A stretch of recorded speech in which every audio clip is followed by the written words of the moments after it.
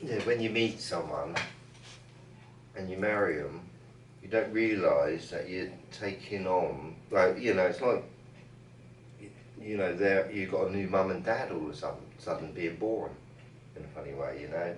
And like for instance, the girl that I married had a sister, and she had um, three aunties, I think, and two uncles. Do you know what I mean? Yeah. You don't really know them when you first meet her, do you? Do you know what I mean? Yeah. You sort of slowly get introduced to these people, Yeah. you know, and then you got to slowly, you know, you might have to buy them birthday presents and Christmas presents as well, and things like that, you know. And it gets a bit more complicated to life than it was before. Let's put it that way. You know, suddenly you've got a new family. Do you know what I mean? That you're getting to know. You know, and you know you've got a new sister in a funny way. Because I mean, like for instance, my ex-wife's sister, who was 2 years younger, she was like my sister to me. Yeah. We used to play fight on the floor and all this sort of kind of stuff. Do you know what I mean? Yeah. Yeah. You know, when we were a bit younger. Mm. I'm talking about when I was 27. Yeah. And we used to have a good laugh. You know, we're like sisters. She's like my sister. Yeah. Yeah. You know? Yeah. And it was great fun those days for me, really, you know, when I think about it. You know, it's like I had a new mother as well, you know. Okay. And she was lovely. Yeah. You Yeah. know? Mm. I wasn't so keen on her dad. Yeah. That's why I'm so glad I don't, you know. Cause, you know, there's something like, so you meet someone and then every Christmas you got to put up their family as well every year, you know, coming around. You know. That's one thing that I wish I got to do a bit more of, though, to be honest, because where my wife, as you know, my wife's French, and where most of her predominantly most of her family are in France. Yeah. We don't always get to go there for Christmas, if you see what I mean. You No. know, it's not, you know, even if we actually know, but tell the truth, we've never been there for Christmas because we've always been working. Because of our jobs, we've always been working at Christmas.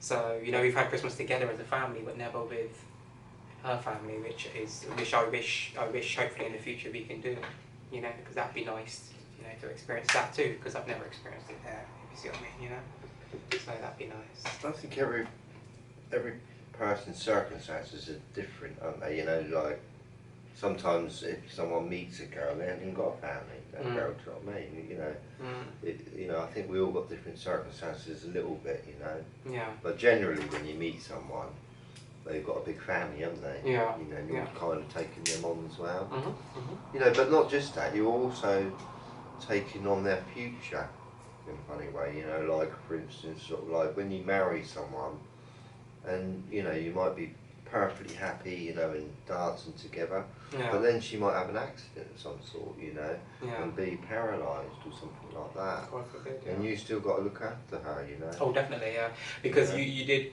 well. Not everyone does, because you have some people out there that just give up because of that when that happens. If you see what I mean, because they forget that when it didn't really mean nothing to them, and they made those vows. Because obviously, when people get married and they say those vows, one of the things you say is in sickness and in health. So obviously, the two contrasts, whether or not the person's in sickness or whether or not they're in health, you're willing and happy to look after the person if need be, kind of thing, you know. But people forget those vows, you know. They just say it like they just repeat it because they're supposed to, but you know. Yeah. But you know, basically, when you meet someone and marry them, especially, you know, you're giving yourself completely up for them. They're your responsibility. You know, you're giving your total self up. Yeah, that person becomes your responsibility, and you become their responsibility. That's right. In a way, if you see what I mean, you know. So, and then you share responsibilities amongst each other as well, you know. So I mean, I was quite happily married, you know, but things were getting difficult at the end of it, you know, because she wasn't happy. I wasn't happy either, you know, do you know what I mean? Because she wasn't happy, I wasn't happy, if you see what I mean. It's the way it works, isn't it? You know, and so it just, you know, went like that, crashed, if you see what I mean. Like a lot of people do, don't they? You know, I think, you know, she was a bit young, whatever, when I, you know, first met her or whatever, you know, and all kinds of things, you know, there's all kinds of like, but today I'm glad I'm free of it. Yeah. You know, I'm glad actually I'm not in a relationship today, you know, with a woman, that is, you know.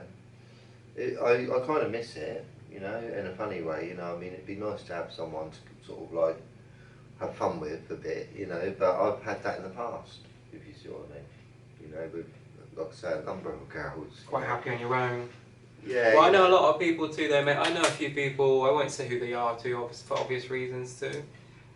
One of them a family member, but you know, I won't expound too much because no one needs to know their business, because that's not my right to tell, you know, someone else's business. But they're quite happy to be alone too. You know, it's one of my family members. They're in their late 50s, you know, as well, and very happy to just be on their own and quite content that way. You know, not looking for any form of relationship or anything. Just you know, like so, I think I've been single for 5 years now. Yeah. Yeah. And as I say, I'm enjoying life because it's, you know, like I do things. You know, like when I go anywhere, I don't want, you know, anyone dragging around or anyone to think about in a way. Do you know what I mean? Yeah. You know, just enjoying life on my own in a funny way now. Do you know what I mean? I've had all those relationships in a way, you know. Been there, done that. Well, got the T-shirt. You know, I wouldn't mind meeting someone one day, but I'm not going to get married again. That's for sure. You know, Yeah. It is a heavy thing to take on a relationship. And there's a number of different ways you can have a relationship. Do you know what I mean? You know, I've learned that actually. You know. Yeah. Like for instance, you can have a relationship where you don't even live with the person. Yeah, true. Yeah, there are people that are adopting. Well, I've had a relationship, alright. Yeah. I mean, the last relationship, which I said that I did end because I wanted to be single, okay. And she was a bit noisy, okay, but there was a lot of lovely things about her or whatever, you know. That's why I went out with her. We had a long 2-year relationship, but she had her own house, and I had mine. You know, and most of the time she'd live in her house, but sometimes, occasionally, we would stay together. You know, sometimes I'd stay in her house, sometimes she'd stay in my house, you know, do you know what I mean? But it's more of a casual relationship, you know, rather than live together full time, every hour of the day, if you know what I mean? Yeah. Which is very difficult, I think. I think it's a bit unnatural, to be honest with you. Well, I think that's why it's important for both individual people to have a little bit of space here and there too. And sometimes it might only just be having space while they go to work, let's say for example, but sometimes even just going off to work, you know, you both, you know, sometimes even, you know, you might not have a lot of space outside of work and your family and you know, that's okay. But sometimes just going to work, you know, you might go off to work and your wife go off to work, you know, just like, you know, and then when you come home at the end of the day, then, you know, it's you know, you haven't seen each other all day, it's, you know, you're back together, it's nice to see each other and, you know, rekindle and, you know, talk about each other's day or whatever and, you know, have, you know, a meal together and, you know, chill out, you know, before you have to start your routine again tomorrow morning, you know, again, you know, so, yeah. I mean, when I was married for that long, you know, in a relationship 13 years, Yeah. I was still in love with her at the end of it. Yeah. Do you know what I mean? But she was unhappy, you know, she's met somebody else, whatever, you know. Wanted to move on. Yeah. Yeah. You know, she wanted something different, whatever, you know. Yeah. You know, yeah. You know, I can't remember what I was going to talk about. She wanted something different. Yeah, she wants something different, you know. Yeah. And that's that, you know. And I'm glad. Yeah. I'm glad she wanted something different today, you know, because I've had a couple, you know, think about it. Yeah, you've had time to... Well, I've had time and I've had a number to of... accept it and to kind of get over it and yeah, and, but you you know. can imagine, sort of, I was still in love with her. Yeah. In my heart, you know. Yeah. After 13 years, you know. Yeah.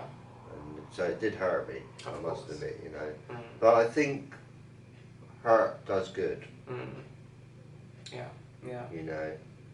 Yeah. I think people Some- don't realise it, right? But I Yeah. think people need to get hurt Mm. to learn. They also say too, though, that sometimes hurt people hurt people. That's right. If you get what I'm saying, you know. And I think we said it before, but people that love you hurt you the most. Usually the ones that hurt you the most. Yeah. Yeah. They take it out on you, you know, all their anger as well, you know, all that Yeah. kind of thing.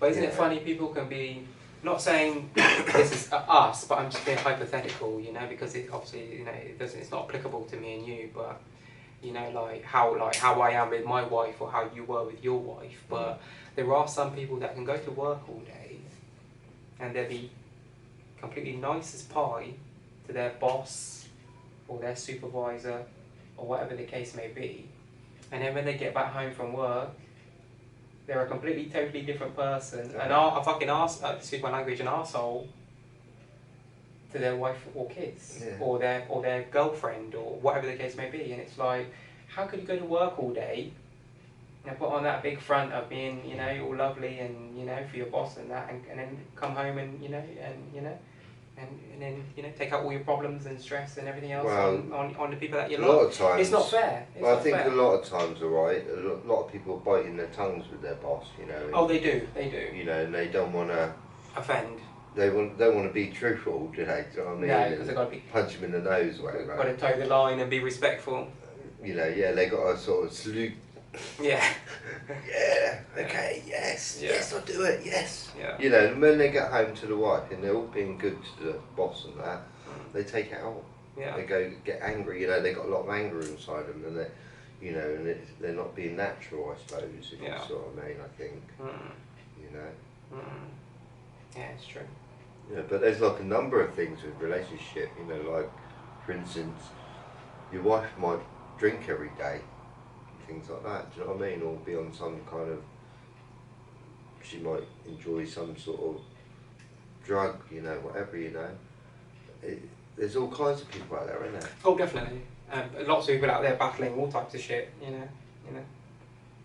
So some people are being abused as childhood, do you know what I mean? And that affects them. Some people have relationships with addiction. If you get what I'm saying, just going back to what you were saying just now. People have relationships with addiction, you know. There's all types of different addictions out there, you know. People have relationships with people, you know, something whether it be gambling or drugs or alcohol or sex or whatever the case may be, you know. Like I say, there's a lot of things out there now, isn't there? You know, like I said last week, you know, we're living in the world of invention. Entertainment world. Full of lots of distractions. How many millions of things have been invented in the last 3,000 years? Yeah. You know, how many? Well, how many different games? Well, how much of the stuff has been invented in the last 150 years? Exactly. Because a lot of it has been the last 150 years. A lot. From the 1870s upwards, because we're what, 2022 now? Yeah, so about 1870s upwards, the last, you know, 150 years or so. You know, we've been, you know, we've done it, you know, it's, you know, astronomical and phenomenal. amount of shit that we've done. I like that word. Yeah, a lot of shit that we've done, you know, it's crazy, you know, yeah, the amount of stuff that we've invented and created and manufactured and done, you know, to improve the world and also to try to make life easier for humans as well, you know. So well, everything you can think of, even like for instance a bed mattress, right, is improved in the last 300 years. Everything. You know, let's say I think bed mattresses were made 500 years ago. Okay. Okay. And they were made of horsehair then. Oh yeah. But only kings could afford them then. Of course, it was that was a luxury. Yeah, or people with a lot of money could afford them back then, you know. Because I used to work for a bed shop and I've actually moved mattresses, you know, all mattresses out. Do you know what I mean? So, you know, you think about how, like mattresses today, there's lots of different types, like for instance, memory mattress, okay, memory foam, which actually memory, you know, it sort of remembers where you are. Adapts to the... You know, whatever, but, you know, they've actually sort of like come a long way with mattresses. Oh, definitely. To make them, you know, everyone's got different tastes for how hard they want their bed, or soft or whatever, you know what I mean? Yeah, how they want it. But they can. You can even buy the beds today too that are like hospital beds that go up and down, and you can lift the back of it up. You can lift your legs up. You can do all sorts of shit. That's right. Yeah. You know, have mechanical beds today and shit. You know. Yeah. Yeah. I used to deliver them. They have water beds too today. I don't think I've ever slept on a waterbed, but there are water beds today as well too, aren't there? You know. But I used to deliver those beds. Yeah. You know, and they used to come from Germany. Okay. And Yeah. I used to test them, you know, and the motor was coming up, and they also got like you could put heaters on them as well. Yeah. Yeah. And also massager, vibrator, you know, whatever. Yeah. You know, and yeah, they've come a long way. Mattresses, you know, not just mattresses. You talk about shoes, how they modernised, you know, in the last 100 years, say, how they become better materials, better, you know, and designs. You look at the designs today and you think, blue hell, you know, how it looks like it come from outer space. You can, yeah, that's what I mean. You can find all kind of designs of shoes today. Yeah, like, incredible. Made of all kind of different materials. I mean, I've got a pair of shoes on now and they're amazing, you know. Yeah. You know, and, I mean, yeah. Are those the Nikes? Yeah, Nike, like they're really comfortable and light. Yeah. You know, yeah. Like, they don't feel like any weight. Do you know what I mean? Yeah. You know, and look, this is like new designs coming. Oh yeah, definitely. Yeah. But there are some ugly shoes today as well that people are buying just because they're designer shoes. You know what I mean? They're spending £1,500, £200, you know, £1,500, £2,000 on a pair of shoes that are ugly as hell, all because it's got some kind of designer label on it. You know, That's so, right, you know, yeah. and it's just like I just don't understand that. It's just like, to me, you're just someone who just follows the trend. Like you're buying something that's ugly. Everyone can see it's ugly and knows it's ugly, but because it's some label on it, you're thinking, oh, you know, it's designer. It's just like, nah. You know. I was going to say, some people don't understand, do they yet? Yeah, don't get me wrong. There is some nice designer shit out there too, because I've seen it. You know, I have seen. It's whether you've got the money or not, isn't it? But yeah, you've got to be able to afford it. Today. Too, but also there is some nice designer shit out there, but not everything that is designer looks good either, or is you know fly, if you want to say fly, I guess, you know, or fashionable, you know. It's, you know, sometimes people buy shit and just because it's marked Gucci or Chanel or one of these big brands or whatever, and they, you know, it looks, you know, it's you know, it doesn't look very good anyway. Well, we all got, you know, everyone's got their own taste or whatever. Yeah. Everyone's got their own money. Yeah. They can spend it on what they want. Exactly. If you know what I mean. Definitely. I let be.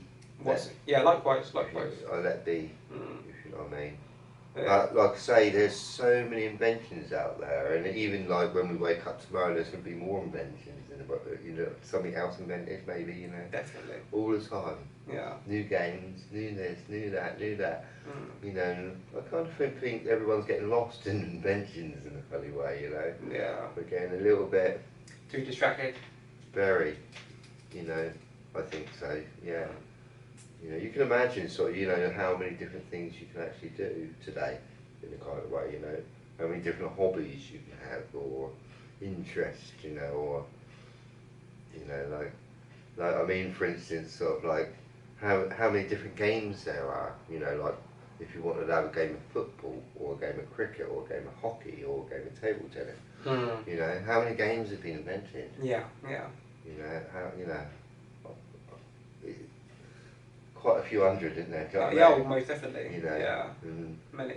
like computer games, they're being invented every day that we wake up. Yeah. New ones, you know, and that's what I think we're just living in a world of inventions, and you know. And it's just continuous. Yeah, and I'd say people love even right now, like when they release a new, let's use the iPhone, so for example, they're releasing a new Apple iPhone tomorrow.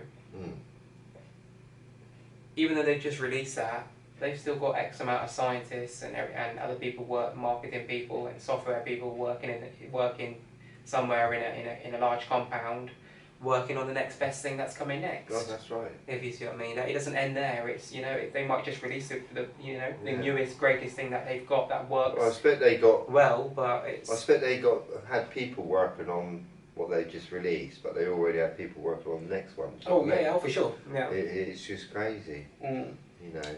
And then, like I say, as soon as they sort of like come up with the design, after lots of people And planning, have worked on it to get that item on the table there, you know. Yeah. looking good as it does, you know. Yeah. And then as soon as it's on the table now, right, they think, right, we want the next one now. Yeah, that's it. Yeah. Well, you know? they've usually got a time scale of like 18 months, 2 years to bring on the next thing. Because usually, I think it's usually like every 2 years or every year and a half, 2 years, these people bring out a new phone. You know, and it's you know, it's continuous. All these different companies are competing with each other for the marketplace and for your money, essentially. You know. And they're all trying to come out with the newest, greatest thing. It's like, okay, certain phones today are their main focus. Let's say, for example, their main selling point of their phone might be the camera. Yeah. And the person that's wanting to buy a new phone and their main purpose of using the phone outside of their normal shit is they want a great camera, you know, on their phone. They might choose to buy a phone that's more created in that way, if you see what I mean. That's been, you know, specifically created for that purpose, if you see what I mean. Because obviously, as we know, there are phones out there that have got good, you know, different, you know, lots of phones' cameras today are very, very good because the technology's come a long way. But there are some phones today that are specifically kind of like designed with the camera as one of the main focuses in mind, if you see what I mean, of, you know, of the design, you know. So that's the main kind of like selling point, you know. I mean, that's when I buy a mobile, I don't buy it for a mobile, I buy it for camera. More than anything, yeah. Well, I did do. Yeah. You know. So I look for a camera with a a phone with a good camera on it in a kind of way, you know. Yeah. But I've got, you know, a camera. I want to get, you know, it's like cameras, for instance, they're getting better, you know, technology as well, you know. Yeah. I think I said to you last week, you know, they're doing 8K now, you know. 8K, yeah. So maybe next year it's going to be 16K. Yeah, you know maybe. what I mean? Maybe. I don't know, do you know what I mean? It's just, and it also, like, the screens are getting better too, aren't they? Do you know what I mean? Slowly in time, you know,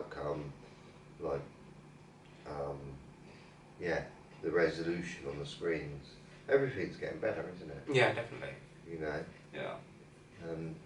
And as I say, all the time, more inventions are coming up. Oh yeah, they're always, like, even if you watch, like, not that I ever watch this shit, but like, even if there is a channel called QVC, I think, on Freeview, there's a channel, I think it's called QVC or something like that.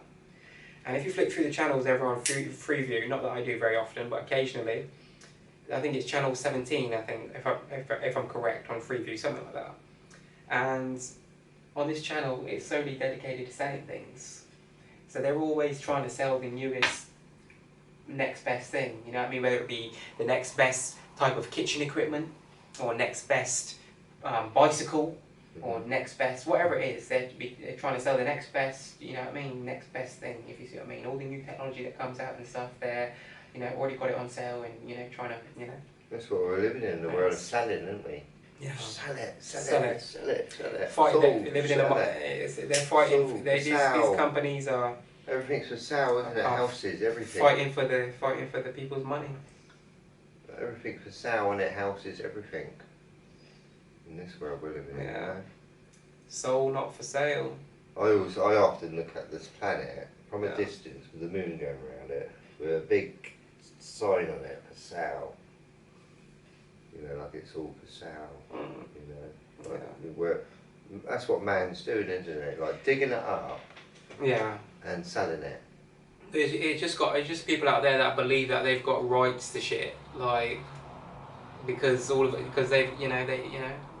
it's crazy to me that people out there just think that they own shit. Like, it's, you know, the earth, we all come to earth without anything, you know, and obviously we do accumulate things naturally as human beings over time, but no one owns the earth per se, if you see what I mean. You know, it's, you know, we come here and find it here, you know, it's for the people that, you know, it's for humans, and it's for the next generation too, the people that come afterwards. Like, you know. I think that. Who are people to say that they own some shit? Like, they own the water and shit. Like, how can you say you own the water? Something that's naturally occurring. That you've got all these natural springs and stuff that, you know, produce all this water, and they, you know, bottle it up and, you know, etc. So how can you say you own the water? You know, so how can you say you own the electric?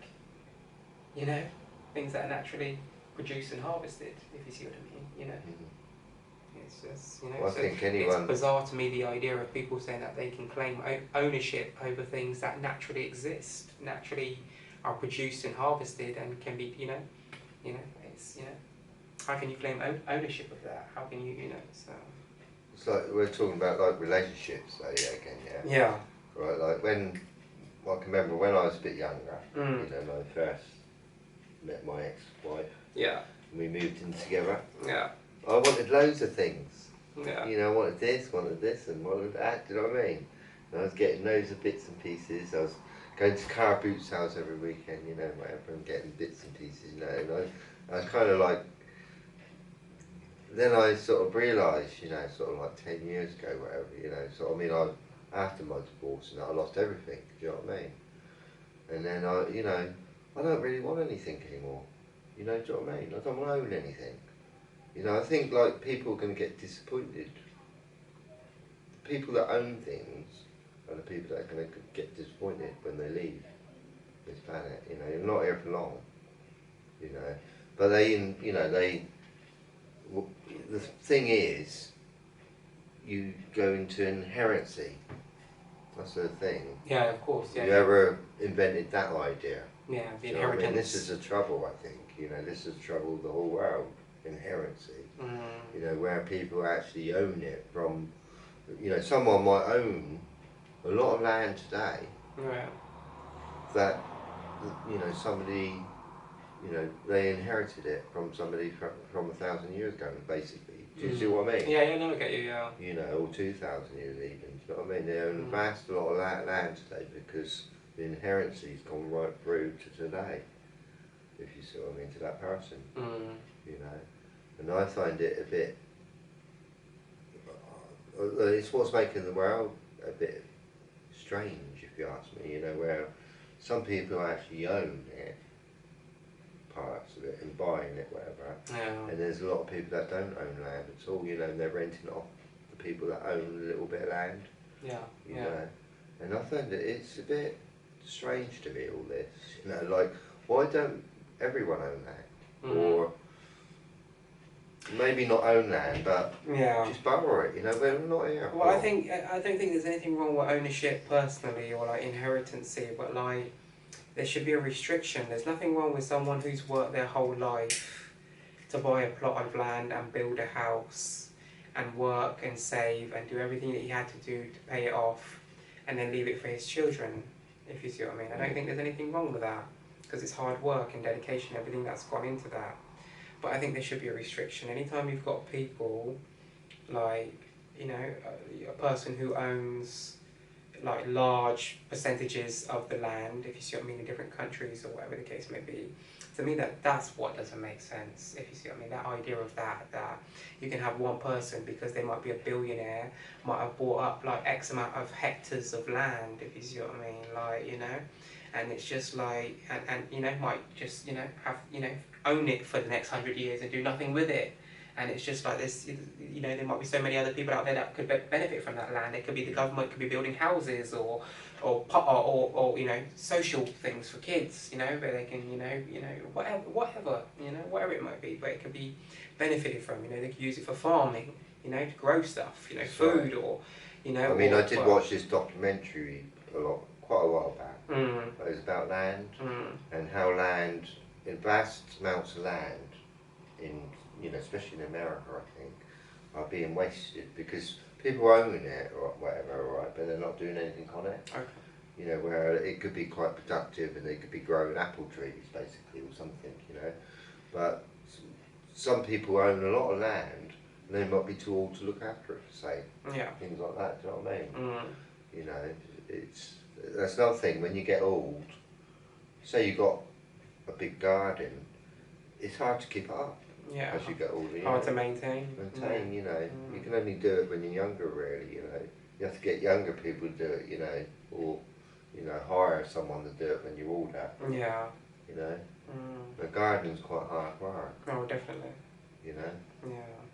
Especially like you said, if you've got a large garden and it's filled with quite a lot of flowers and you know it's arranged in a certain way and you've got it all edged off and it all looks really precise and neat.